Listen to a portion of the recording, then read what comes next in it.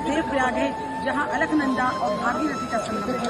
आज हम अपने उन पूर्वजों को याद कर रहे हैं जो आज पितर बन चुके हैं। भारत देश की संस्कृति ऐसी है, वेदों पुराणों में ऐसा प्राप्त होता है कि हम अपने जीवन में जिनके साथ एक संबंध बनाते हैं, एक आत्मीय संबंध, उसको कभी खत्म नहीं करते।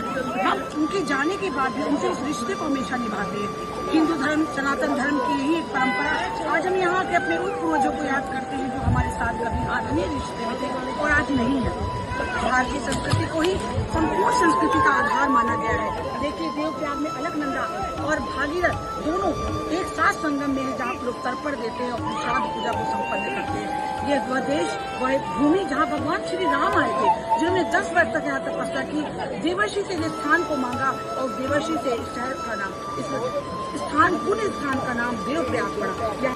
शोध कर रही हूँ भगवान श्री राम के मानवीय व्यवहार के विवेचनात्मक अध्ययन पर।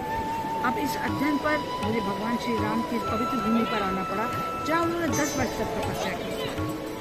उन्हीं के जिस वंश में भगवान श्री राम ने जन्म लिया था, इस इक्ष्वाकु वंश में भगवान भगीरथ पैदा हुए, जिन्होंने इस भगीरथ नदी को तपस्या के माध्यम से गोमूत्र गंगोत्री से निकालकर, गोमुख से निकालकर गंगोत्री से यहाँ तक पहुँचा। आप जानते हैं, भगीरथ की पवन भूमि पर भगवान श्री राम आए थे। उन्होंने यहाँ पर आकर, जैसा कि हमारे ब्रह्म पुराण में लिखा है, हमारे वेदों में लिखा है कि भगवान श्री राम यहाँ पर आए क्योंकि उन्होंने यहाँ पे 10 वर्ष तपस्या की। आज मैंने यहाँ के बहुत सारे लोगों से अपनी इस रिसर्च के छोटे छोटे शोध में जब पता किया तो पता चला भगवान श्री राम की ये शिला है जिस पर भगवान ने और भगवान शंकराचार्य ने आकर यहाँ पर भगवान रघुनाथ मंदिर की स्थापना की।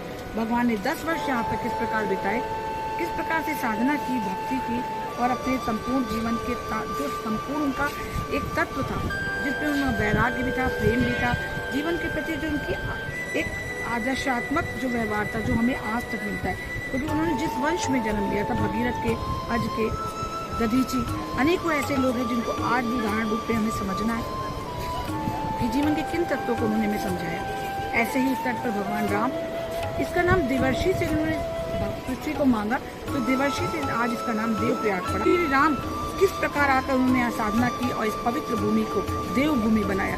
मैं उत्तराखंड की रहने वाली अंजू श्रीवास्तव अपनी इस पवित्र भूमि पर सबका आह्वान करती हूँ कि जो भी जहाँ पर है वो अपनी श्राद्ध में आकर अपने पूर्ण पितरों को, उन अपने लोगों को याद कर सकता है जो जिनके परिवार में, जिनके वंश में हमारा जन्म हुआ है। हम हिंदू सनातन धर्म को मानने वाले लोग इस बात की आस्था पर विश्वास करते हैं कि हमारा शरीर से प्राप्त एक रिश्ता नहीं है, शरीर के जाने के बाद भी हमारा उनसे एक नाता है, उनसे एक रिश्ता है। उसी रिश्ते और नाते को हम श्राद्ध में मनाते हैं अपने पितरों को और उनके नाम पर ब्राह्मणों को दान देते हैं, उन्हें जलांजलि देते हैं और अपने जीवन को उनके साथ पुनः एक बार जोड़ते हैं, क्योंकि हम मानते हैं कि हमारा सांसों से रिश्ता नहीं है। छोटी सी मेरी एक कविता आओ सुनाती हूँ। जीवन इसका नाम नहीं, जीवन साधना है, एक गंगा है, एक आस्था है। जैसे मानव जन्म लेता है, एक दिन उसको इसी गंगा के तट पर विलीन होना होता है, लेकिन जन्म लेने से और गंगा के तट पर विलीन होने के बीच की जो एक माध्यम, एक यात्रा है, वह यात्रा ही पूर्ण जीवन का काल है।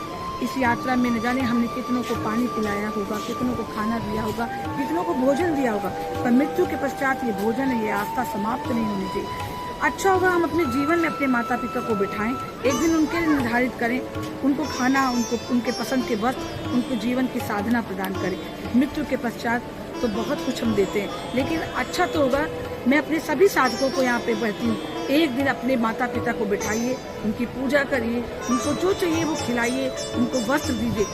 जीवन के जाने के बाद हम उनको सब कुछ देते हैं, पर अच्छा होगा अपने माता पिता की जीते जी सेवा करें, क्योंकि जीते जी जो आप सेवा करते हैं वो उनकी आत्मा प्रसन्न होकर जो आपको दुआएं देती है, उन दुआओं से बढ़कर कुछ नहीं होता। लेकिन फिर हिंदू सनातन ब्रह्म पुराण और हमारे वेद ही हमसे कहते हैं हमारा रिश्ता इन सांसों तक ही नहीं, इन सांसों के बहुत दूर तक है। हम कई जन्मों को मानते हैं, उसी जन्मों में एक श्राद्ध, एक पितृपक्ष, एक पितृ ऋण उतारते हैं। जो आज इस गंगा के तट पर जो मेरी श्रद्धा थी, जो मेरे शोध का विषय, मैंने उसे चरितार्थ किया या उसे जो भी मेरे छोटे से जीवन की साधना थी उसे पूरा किया। धन्यवाद, बहुत बहुत आभार।